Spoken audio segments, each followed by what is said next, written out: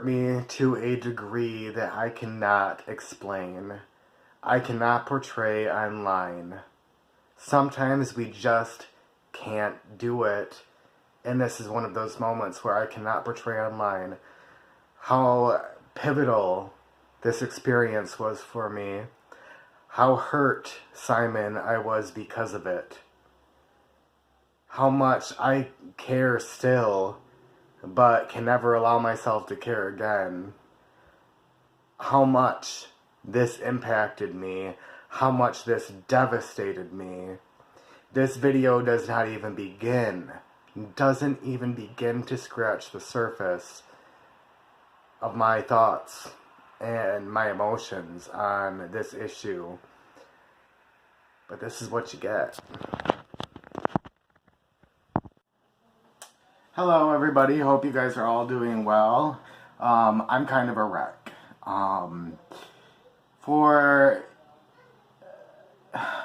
3 nights ago, I started a new job, and on my first night at work, they play a really good radio station. I really like all the songs that play, mostly anyway.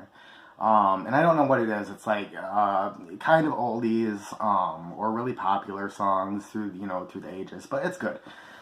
Anyway, so they played a song that I recognized, but I did not know where I recognized it from, and I knew that I absolutely loved it. But I couldn't remember. We were busy, and I couldn't really take the time to write it down or remember any of the words. The next day, I put on Slacker on my phone and did a Tori Amos radio station. I love Tori Amos, but did a Tori Amos radio station. And This Woman's Work by Kate Bush came on, and that was a song that I had heard the previous day at work. And yeah, I had forgotten about it until I heard it, and I remember thinking, oh my god, it's this song, I love this song, and then thinking, oh my god, this is the song that I heard yesterday. And then I thought, why do I love this song? And where the first time I heard it was with Simon, The Hermit's Cave. The first time I heard it was in his flat, the night that things went wrong. And he was introducing me to Kate Bush, because I really didn't know who she was. Her song sounded vaguely familiar. But that was one of the songs that we listened to, and at the time it didn't super click with me. I was like, yeah, this is alright, but it's not Tori Amos, you know. And now, I mean, the song is, it's amazing and relevant. So, Simon, I wanted you to know that for the last couple days I've been listening to it, and it makes me want to cry. I mean, the song itself is perfect, and it makes me want to cry. So the reason for this video, because I didn't get on just to tell you guys that, is so that I can move on. And I don't know where the hell this channel is going to go, but it's so I personally, in my personal life, can move the fuck on. And I hope this helps. I've been thinking about it and rummaging through my brain and dissecting everything for 6 months now. And that's kind of a lie, because the first couple months back from overseas was just trying to forget everything, doing anything I could to just forget it's not there, it never happened. If I think about it, I'll fall apart. It's not there. And then over time, it just crept back in until the last month and a half. It's just like, I can't escape this. This isn't going anywhere. I'm still a mess over it. I mean, I never put into words to any of you guys what this meant to me. What this meant, so I'm going to tell you a story. And the story starts with how I wanted to change my life. I wanted to do what I wanted to do, what I was passionate about, and I wanted to make it happen. I wanted to do something that people only dream of, that people only say, they're gonna do, and then they never do it. And that was to travel and work online and use my tarot hobby to do all this and make videos based on that. So I started up. And the idea didn't happen until after I had started up a tarot channel, but, I was into tarot, Warning, as you've already seen, this is probably going to be a very long video because I'm diving. So I've been into tarot for like 8 years now, on and off, very on and off, and it only got very serious maybe a year and a half ago, where I was like, yeah, I connect, and I need to get more into this and explore it. So I did, and after some time of watching YouTube, I watched a lot of YouTube channels, and watched, I had my favorites, and I watched all their videos, and I was like, well, this is something that I could do. I could create a YouTube channel, and how fun would that be? So I did just that. I created a YouTube channel, and it was amazing. I was in a really good spot in my life. I felt pretty secure, and I felt ready to start a new venture, and so I dove in, and it went really well. It went really well. I was nervous, obviously, with the first couple videos, and still am today. But it very quickly became just something that was easy for me to do, I think. No, I always have anxiety about making videos, but it became easier for me to do. So, while I was, one of the people that I had watched was Simon over at the Hermit's Cave. And I really enjoyed his videos. I really enjoyed his accent. I really enjoyed his sense of spirituality. And I like that he was a man. You don't see many men YouTubers on tarot related stuff. There's a few out there, and good for you guys, but there's not many. So that was exciting too. And to be honest, I can't remember how we kicked it off. It was just, I'm sure it started with just a comment on his video, a comment back, and it just rolled. We rolled with it, and me and Simon got very close very quickly. And some of you were around, some of you maybe weren't, but you saw it. You saw it happen. I was one of his weekly interviews, and so that really boosted me in the community. I'm going to be honest about this. And of course I'm shooting for numbers. Of course I was excited, Somebody I looked up to, I was talking to on a regular basis. My numbers had shot up, I was doing what I love to do, and it was successful, and I was ecstatic. So me and Simon quickly came to this point where we were gliding, and that's like a video messenger app, every day, multiple times a day. We did videos together. We talked about tons of spiritual shit. Things that were going on in our private lives. We became very close very quickly. And it was during this time I was planning a trip to India, because that's where I decided I want to go, Now that I was reading tarot, I was going to get a job reading tarot online. I was going to save all my money from the job I was working at the time. And I was then going to go over to India, because I love India. I've been there once already. And I'm going to go to India, and I'm going to make tarot my business and my passion, and be able to explore India and travel while I do this. Best of both worlds. And that was my goal. And I think I talked about that on my channel, and, me and Simon talked about it. And he, I think, just casually mentioned, you're welcome to stay here anytime. If you're going to go off gallivanting and traveling, if you always have a place here if you want to stay. So I said, well, let me look and see how much a ticket to Nottingham would be, and then on to India, because maybe I could, stop by for a week and then head off to India. And it turns out that the ticket was cheaper. The ticket was actually cheaper for me to stop in Nottingham for, however long, and then go on to India. And so me and Simon were really intense, and I would not call it romantic, for those wondering at this point. It was not a romantic relationship. It was, to be honest, in my mind, well, he's older than I've ever dated, but I like him. Not really much attraction, but I like him, so maybe this could go somewhere. That's my mindset, but that's not at all what I was looking for. We never talked about anything like that. Not yet. So it was never about anything romantic. It was purely we got along so fucking great. So we decided over the course of days that I would stay like a month and a half with him and longer if it was going well. He at one point said that if it was going really well and we were getting along, that he had this extra room he could convert into a bedroom and I could stay even longer. So really great guy, you know, and I'm really excited for this, and you know, so we decided that's what I would do.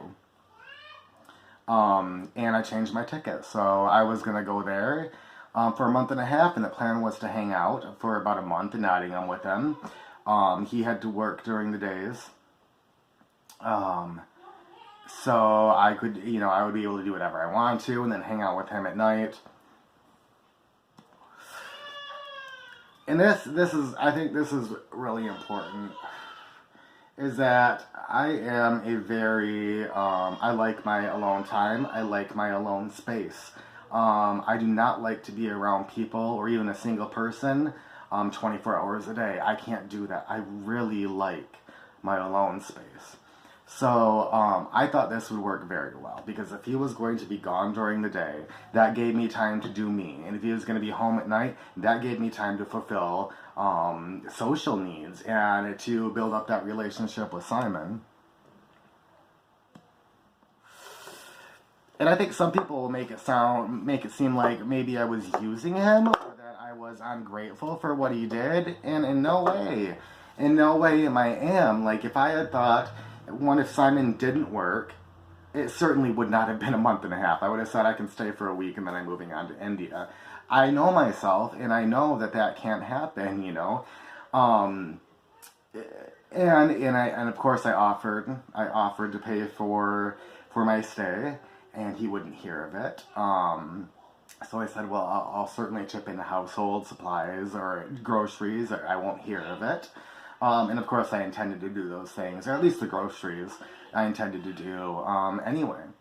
And it was a wonderful thing he was doing. So I went to Nottingham. And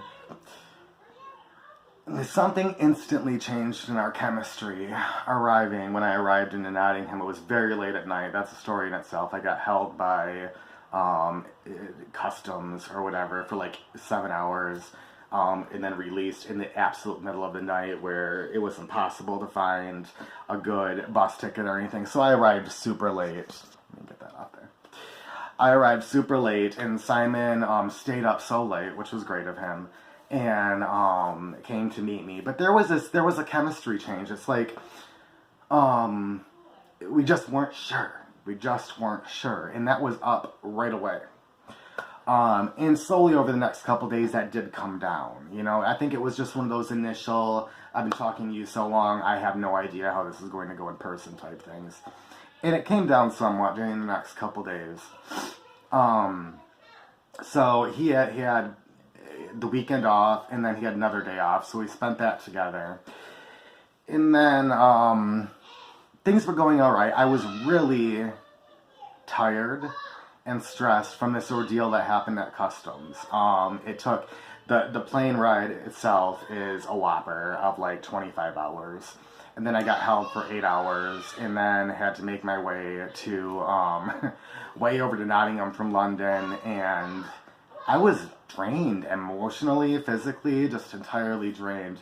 And from the minute I got there, and then on top of that, guys, I left my bag on one of the buses, and me and Simon had to go. We rented a car and went a couple days after I arrived way back into the city, which is a trek in there. Even though it's only like, you know, maybe 100 miles, it was like hours and hours getting there and back just to get my bag. So I was just so exhausted. And Simon hadn't gone through any of this. Of course he empathized, but I don't think he really understood, because from the day I got there, he was go, go, go, go. What are we going to do? What are we going to see? And he started to take it a little bit negatively, or seem a little bit hurt, like taking it personally, when I said, I don't want to do that right now. Do you want to go in here? No, I just want to go home. And he could not understand why I wanted to just sit around or just relax when I was in this new country. And it had so many new things to see. But it was a combination of things. One, I'm not that person. I don't care where I'm going. I do like to relax. I don't think I'm lazy. I just like to relax. Two, I thought that this was my new life. Like, I was going off of where this was going to be a regular thing, and I thought, well, I can just relax because I'm going to spend years traveling and doing this.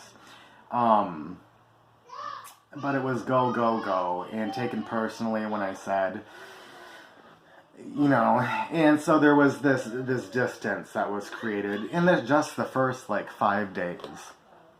Thirsty. And I'll light another cigarette.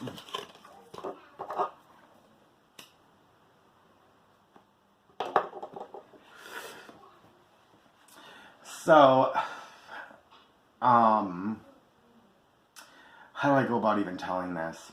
We had a date to go to a place called Skegness, which was, I forget how far away, but Simon had bought, and paid for both, train tickets, to go to Skegness for the day. It was a place, it doesn't matter what it was. It was supposed to be magical, though, and Simon wanted to take me, and I was all for it before I left. And then all this happened, okay? I'm tired, I'm exhausted, Simon is pushing me, and I feel guilty for not doing these things, and all I want to do is breathe. So I did casually mention, are those Skegness tickets, are they refundable? In the most casual way I could, and you said they weren't, and I thought, I pulled it off well, oh God, no problem, I'm a little bit tired, but I would love to go to Skegness. I thought we stopped. Even though in my mind I'm like, I'm exhausted, and I cannot be around a person for a whole day yet again. I have to have alone time. And I was just slowly unraveling in my head and needing space.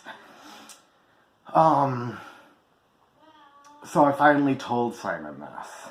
I said it. I said, I'm going to have to go to India sooner than I expected. Skegness is fine. I'm going to go. I'm going to take a few days to breathe. And then I got to head out. And I implored him. I said, don't take this personally. I said, it's not you. It's not your personality at all. It's just, I need space, and I'm not going to find that here. On his first day back to work, he had come home and said that he had passed out, and I think fallen down some stairs, so they sent him home, and he was off work for the next 2 or 3 weeks. So at this point, and that was just a couple days in, at this point, I know he's going to be at home 24/7. It's his right, it's his home. I'm not ungrateful. I know some of you are going to say it or think it. I don't give a shit. Perfectly acceptable, sure. You're called off work, you got to come home. But at that point, I got really scared. I was like, oh God, I can't. So I told him this, and he didn't love it. He thought I was making a terrible decision. He said I was running from my fears of commitment, or not to him, but to staying in general. Like, you're just running, you're just running, Shane. And you should stay and feel this out. And at this time in my life, I can look back and think, no, that was not my problem at all. My problem was I needed to get the fuck out, and I needed some me time. At that moment, though, I was such a mess. Just everything. I was such a mess that I thought, maybe he's right. I've been a mess my whole life. Maybe maybe I am doing the wrong thing. Simon said, why don't we do a live about it and see what everybody else thinks? And maybe there's more insight, and maybe they'll get some vibes and intuition. And Simon and I at the time were both really into making videos and getting out there and being different and authentic. So we did the video, and it was uncomfortable and inappropriate as fuck. Okay, it was way too long. I think I still insert clip here. maybe. I think I still have it, and it was so uncomfortable, and I'm so sorry to everybody for doing this shit online. But it was very uncomfortable video. I ended up ending it abruptly, saying that we shouldn't be airing dirty laundry because it got personal. We weren't discussing anything, we were attacking each other, and I turned it off. At that point, I said we need a few hours. Just, let's leave. We need a few hours. I will leave for a few hours, go walking, and then I'll come back. He said, okay, that's fine. That's probably what we do need.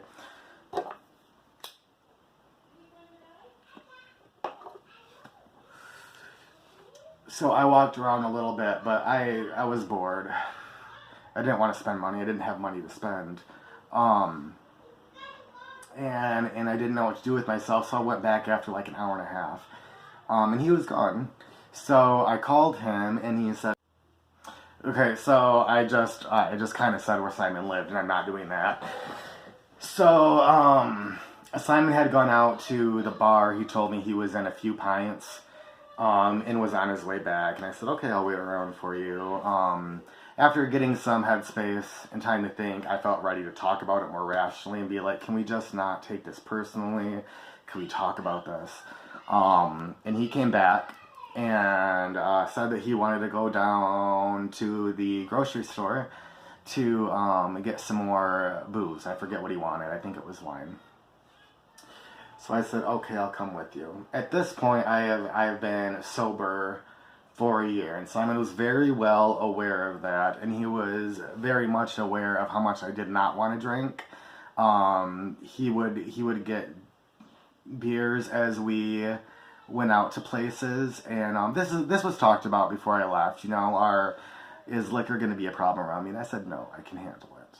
I've been handling it for a while, and you know, if I really want it, I'm going to have it anyway, so feel free. But Simon had gotten beers when we went out and stuff, and I'd always say, you know, I'd always order something else. I'm not going to have beer, 1 year sober. But when he said he was going down, I thought, I'm going to go with him.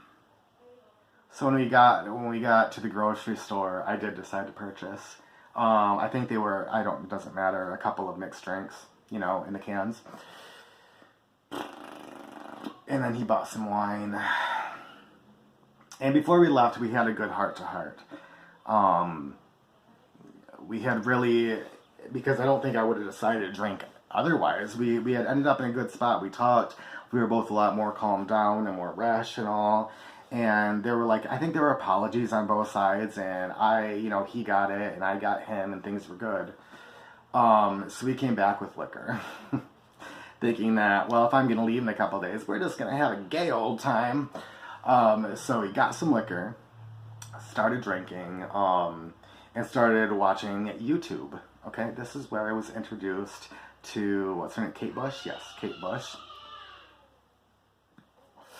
And then, it was just like, it felt like we were teenagers, listen to my music, here's my music video, oh my god, don't you love this? And then, vice versa.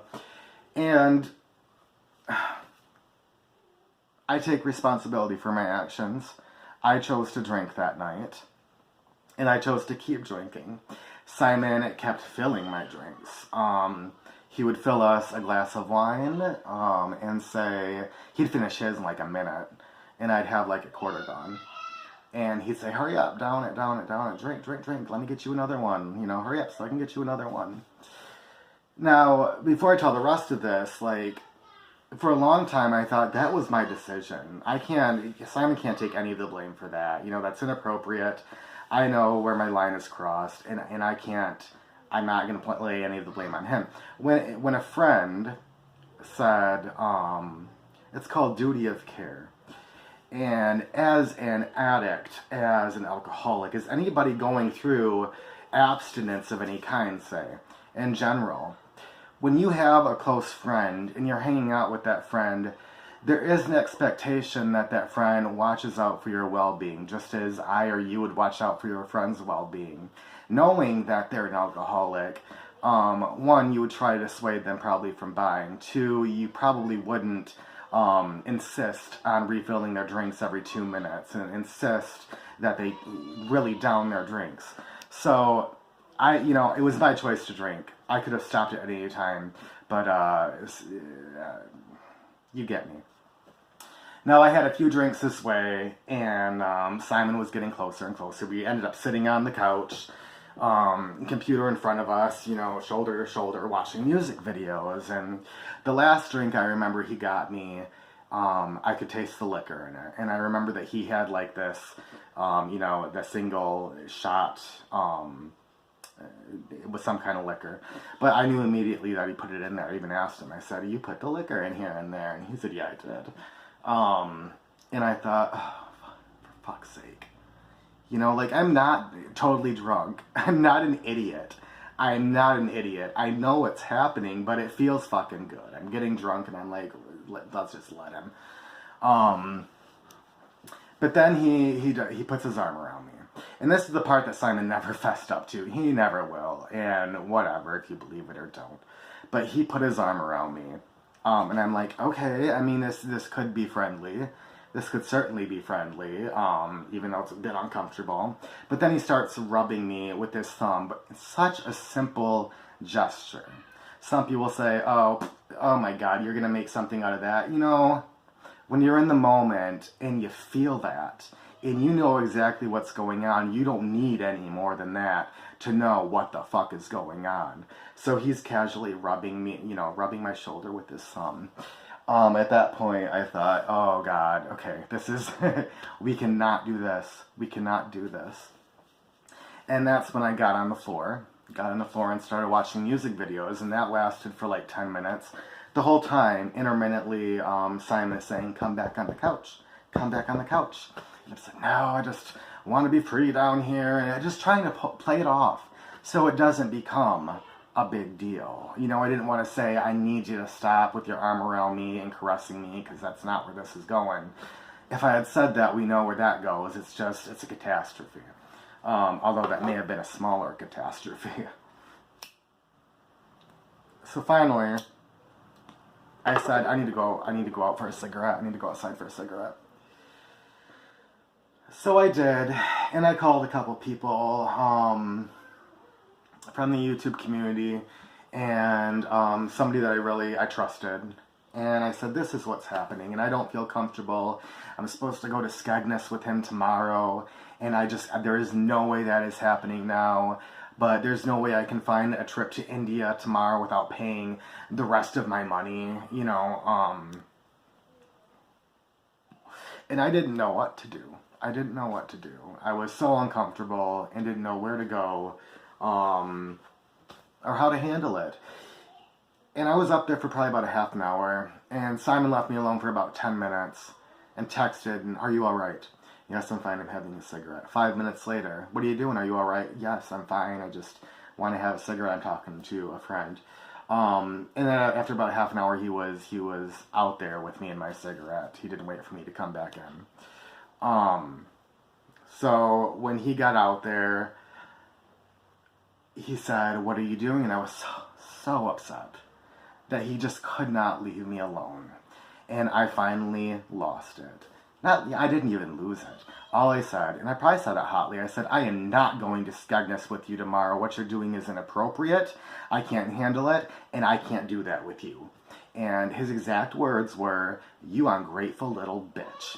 And I hit him. I bitch slapped him. Bam. Okay? And I would do it again.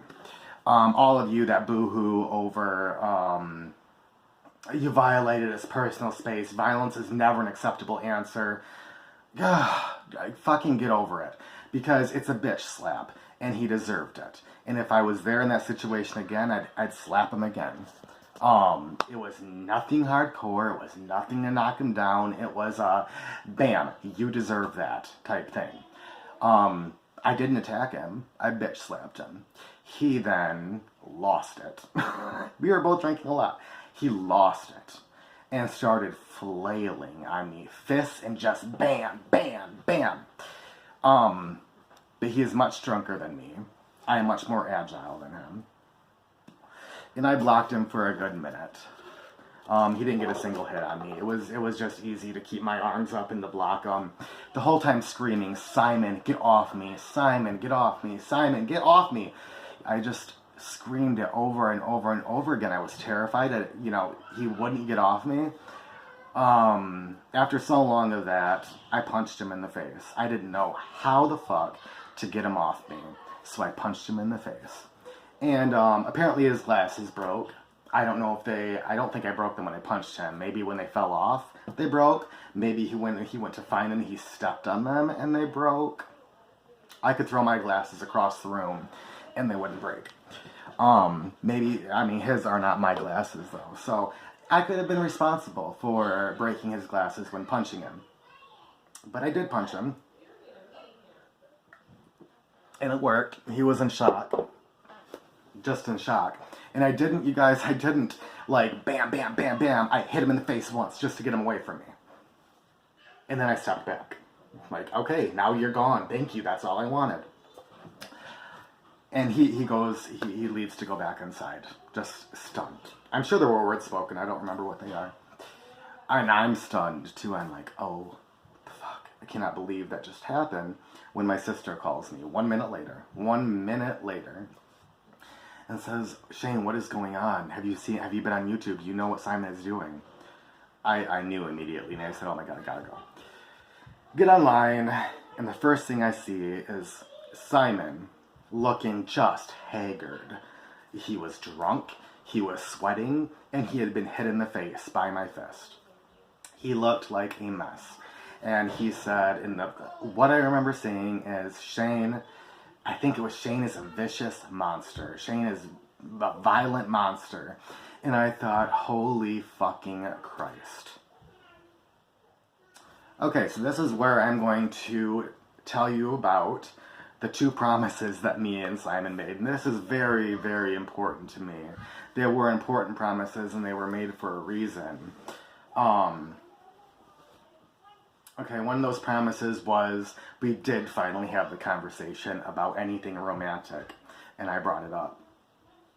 And it was during the time that we were doing readings finally, and I'm not going to go into that. I don't think that's at all, it's interesting, but it's not important, except that the tarot called everything. A reading by me, a reading by Simon, a reading from Zach at the Tiger's Abyss. They all pointed to exactly the same. Zach even pinned it down to the drinking. Okay, the tarot called it out long before I even left for Nottingham, and we did not listen. And I knew in my gut, I knew it. And I think Simon did too, and I think a lot of other people felt it. Simon got messages from people behind my back saying, do you know this kid? Blah blah blah blah. Which makes sense. He's been on social media longer, so people are more protective of him. You know, but that's the kind of stuff that was going on. And everybody knew this was a terrible idea. The tarot called it out, and we didn't listen. So around when we were doing these readings, I finally decided, well, this is what I thought it meant. Simon wasn't thinking the same thing, or so he said. But I said, you know, I just want to make sure that we're on the same page with anything romantic. And I was very forward with him, and I said, I'm going off on an adventure. I'm going to find myself. I'm going to do my own thing. I do not want a relationship of any kind. And I think at best, and Simon said the same thing. He agreed. He said, I'm not looking for that either. I'm not ready for that. And we said if it ever turned to one of us falling for the other one when the other one didn't want, I would just leave. No hard feelings. If I were to fall for him, I'm going to get the fuck out of there. If he's going to fall for me, I'm going to get the fuck out of there. So that was a promise that we made to each other. That was something that we talked about that I knew needed to be made clear if I was staying for this guy for a month and a half. The second thing was, and this may sound odd, but it was important because we were so into our channels at the time. The second thing was that we didn't foresee things getting bad, but of course we were rational. We were very rational thinkers at the time. We said, what if something does happen and it does get bad? So we promised each other, it's the second promise, that no matter how bad things got between us, we would never take it to social media. We would never do that to each other or each other's channels. It wouldn't go there. Those 2 promises were broken all on the same night. From the story I just told you. They were not broken by me, they were broken by Simon. So, back to the story. Another cigarette. I feel more comfortable with one in my hand. It's awful, I know, but what are you gonna do? Okay, so I saw the video happening.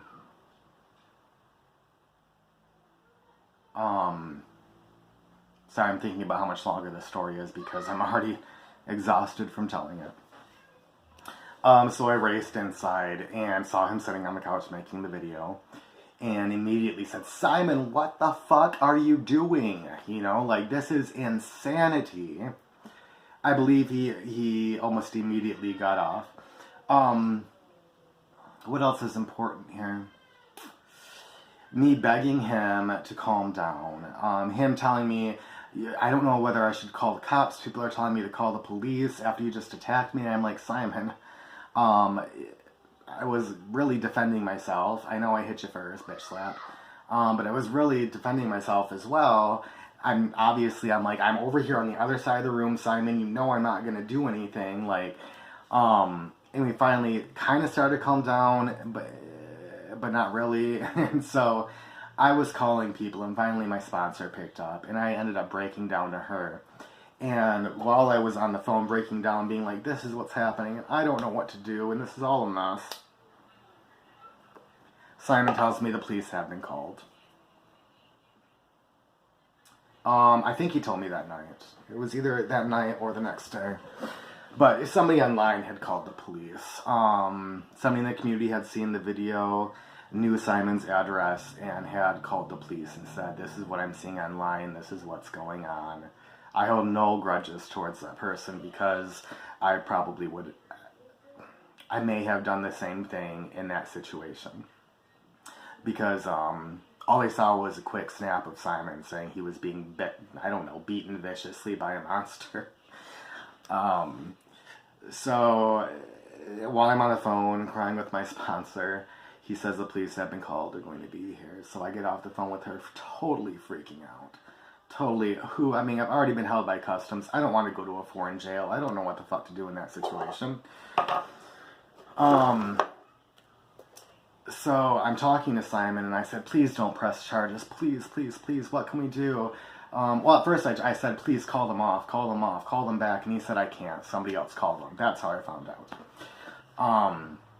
And then I'm begging him not to press charges, and it's like he's debating. He's like, I don't know what to do. I don't know what to do. And I'm like, Jesus Christ, just don't press charges. And I'll go to a hotel tonight, and I'll get out of here right away.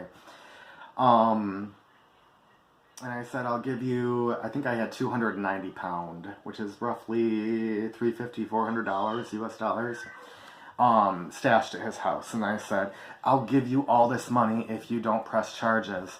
And he said, well, that's the cost. That's about the cost of my glasses you just broke. So, okay, I'll take that. So I gave him the money. And the police did come. Simon did not press charges.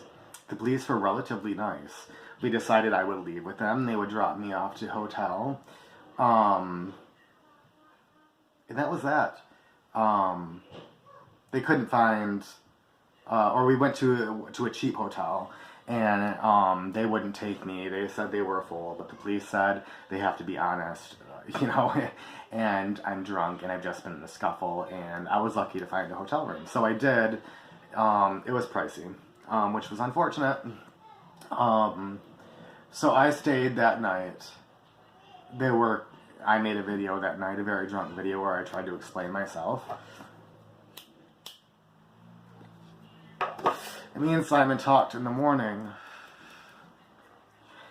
And I think I basically said, on my video, I owned my part last night. I was drunk, whatever, but I owned my part. I admitted to hitting you. I admitted to hitting you a second time. I admitted to being drunk, blah, blah, blah, blah.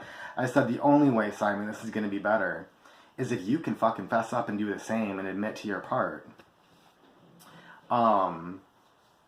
So we decided that he said, well, we'll make a video or we'll discuss it and we'll both apologize. And I thought it'd be a lot nicer if he made his own video because this is just probably going to be uncomfortable again.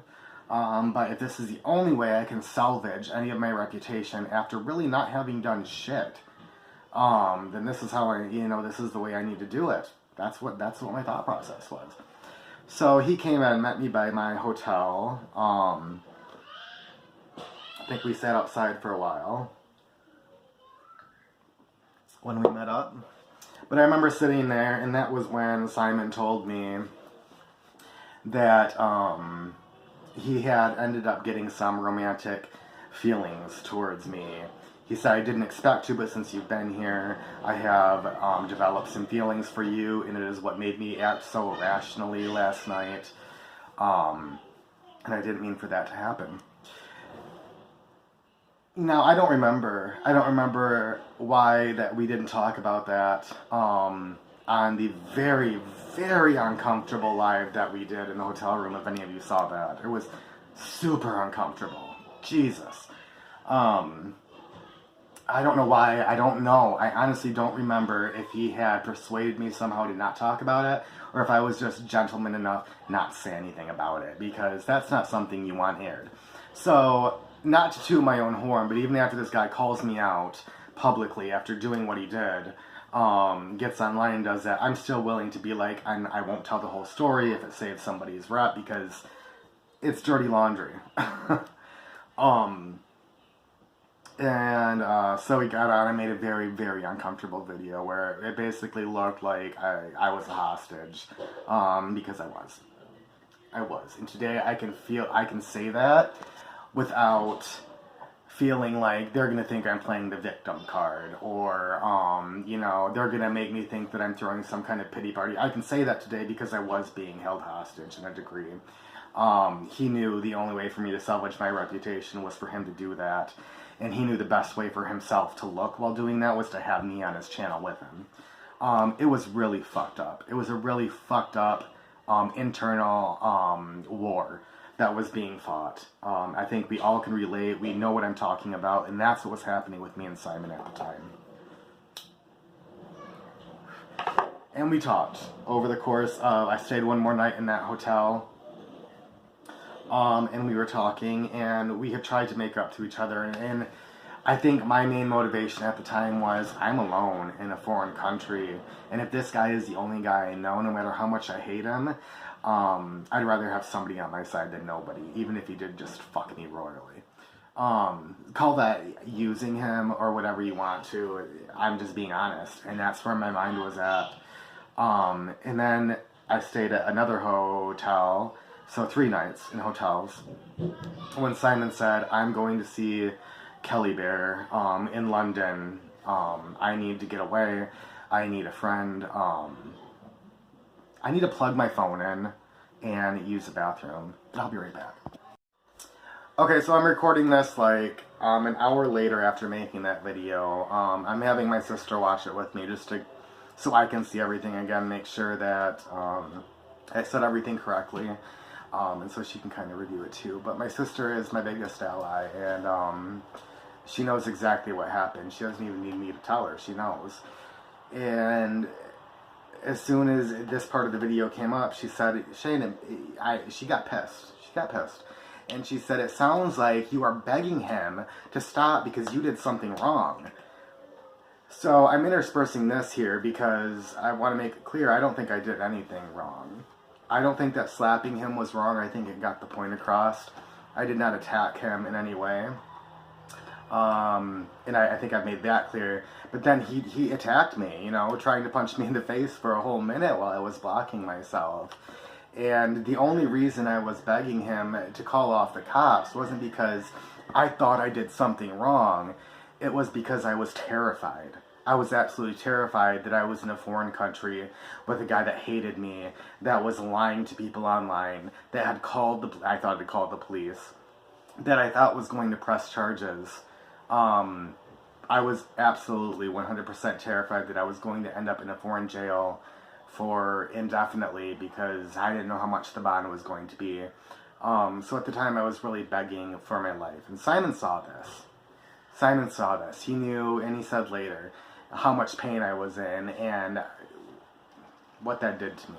So, because my sister really freaked out at me and said, "You still look guilty," and am I trying to prove my fucking innocence?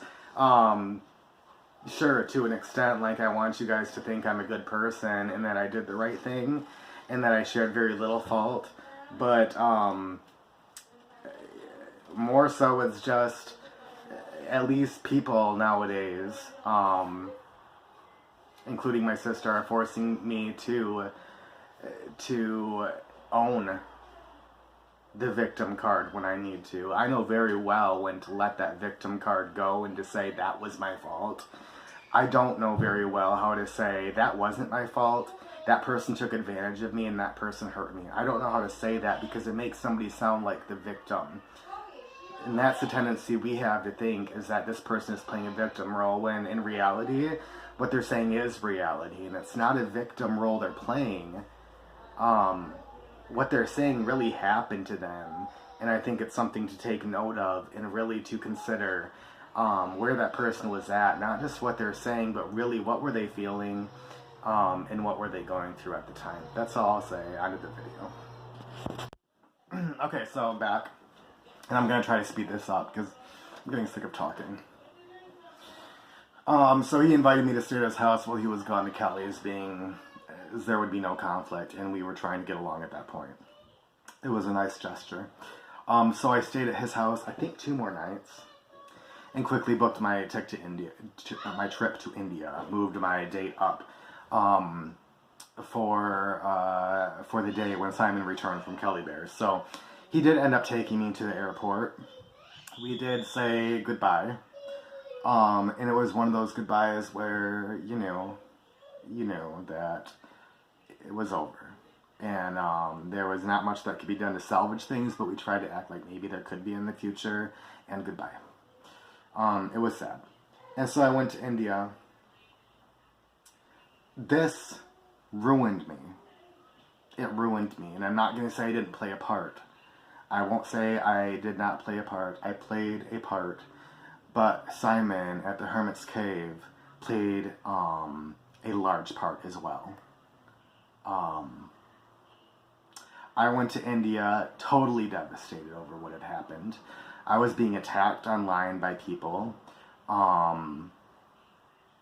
It may sound trivial and so materialistic, but I had lost a lot of my following. My videos were getting a lot of dislikes. Somebody had messaged my sister and harassed her, saying, "Do you know what your brother is doing, that sicko?" Darpan was going to let me stay at her house. I had called her the day that this had happened, but before that night, and we had been talking. Darpan was, we were starting to get close.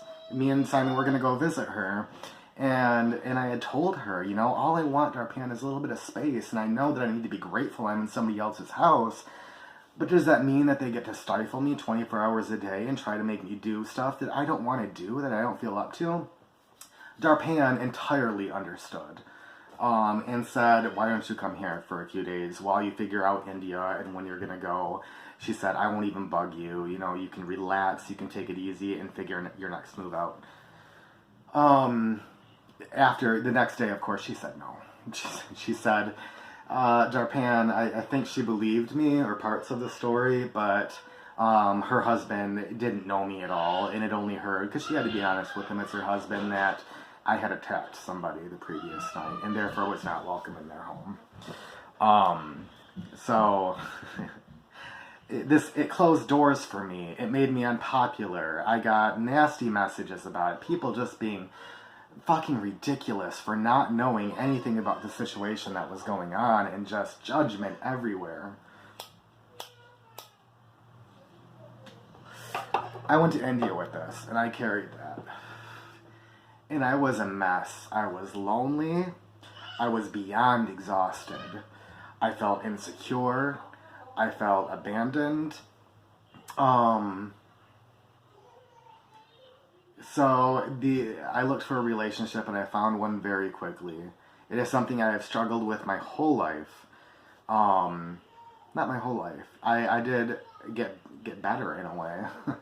But I used to struggle with constantly needing a relationship, romantic intrigue to keep me occupied, to keep me happy, to fix that sense of loneliness or abandonment. So when I went to India, that's what cropped up. And I got into a very toxic relationship that ended very badly within a month. And at that point, I was just dead. And I needed to come home. So Simon played a large part in deciding that that now was not my time to travel. I went. I should have listened to the tarot. I should have been a little bit more aware. But I won't carry all the fault for my life completely being wrecked in the course of 2 months. I didn't break those promises. I didn't make this public. I didn't intentionally ruin somebody's online presence and send them into a tailspin of confusement.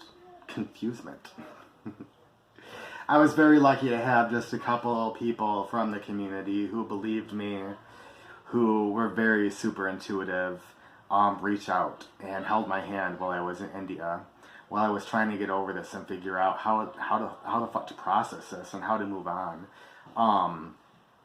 And they were there for me and they helped me. I talked to them almost on a daily basis, and I will forever be grateful for that.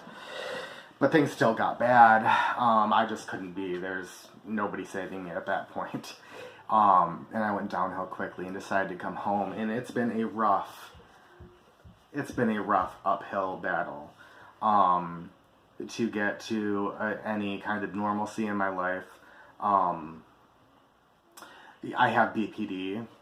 It's, and I'm really just now beginning to take it seriously at 34 years old.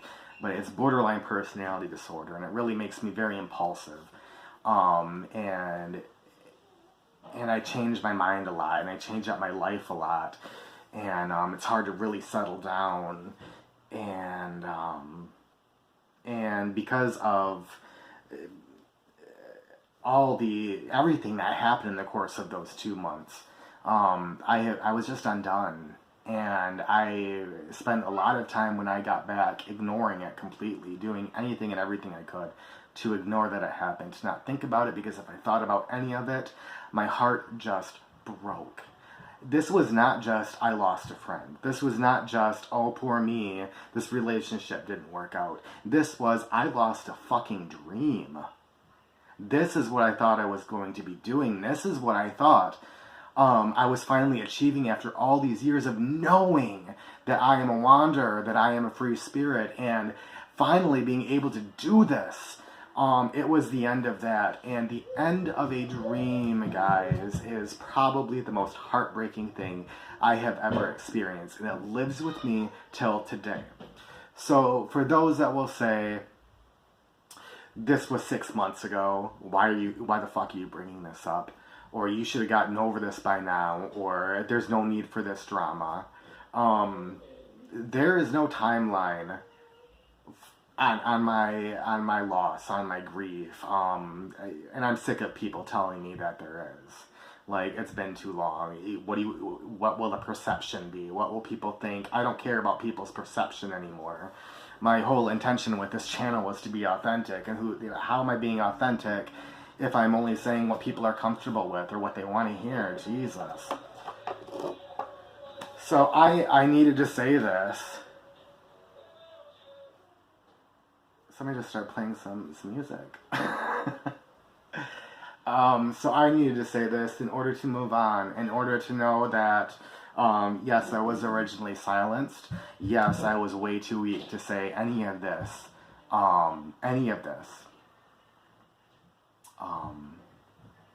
6 months ago. And I will say this too, because I need to. I used Simon when I came home. I didn't talk to him while I was in India. When I came home, I think it was I used him. It was half wanting that back, wanting that life back, wanting to be good with him and wanting the community. Because for some reason, I felt that the community was 100% dependent on him, and maybe it was because that's, he's a lot of the reason I got to where I got in such a short amount of time. So we started talking, and he came into some money from his settlement from losing his job over what happened, and he lent me some money, and I have not paid him back. So that's me owning my part up until to date. That's me owning that, and maybe I do want to pay him off to get it off my conscience eventually. But I feel justified in saying that from the fallout of what happened, given hotel rooms and change in flight, and the cost of the glasses that were partly his fault that they broke, that I deserve that money. You're gonna say I'm wrong, and I don't give a shit, I think that eventually I will pay it back. I'm trying to plug my phone in.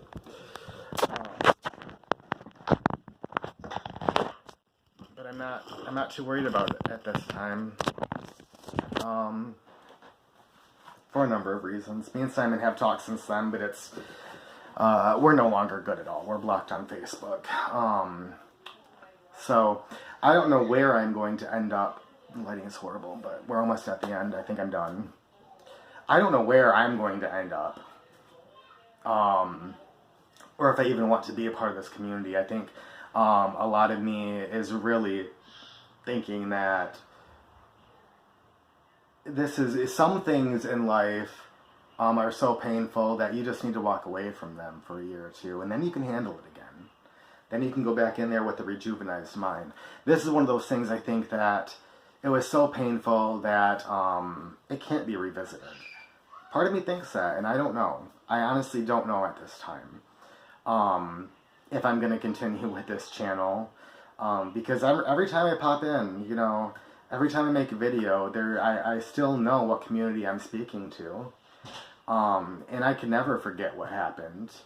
And while for you guys it was 6 or 7 months ago, for me it just happened.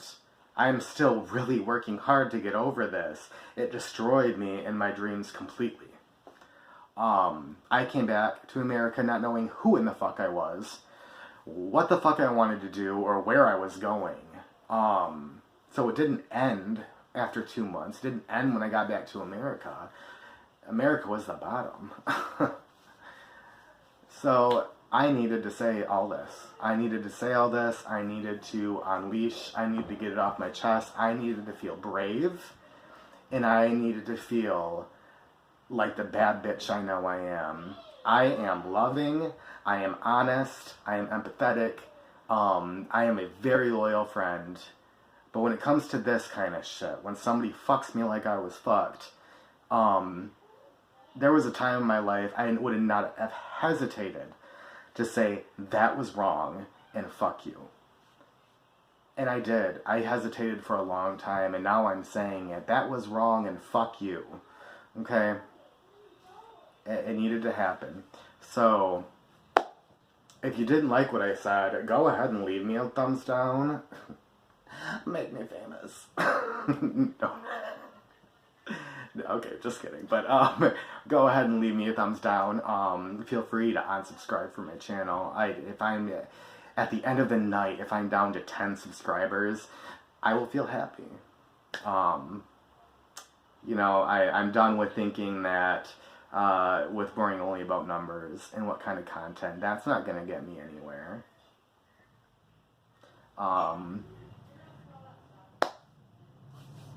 Thank you for listening.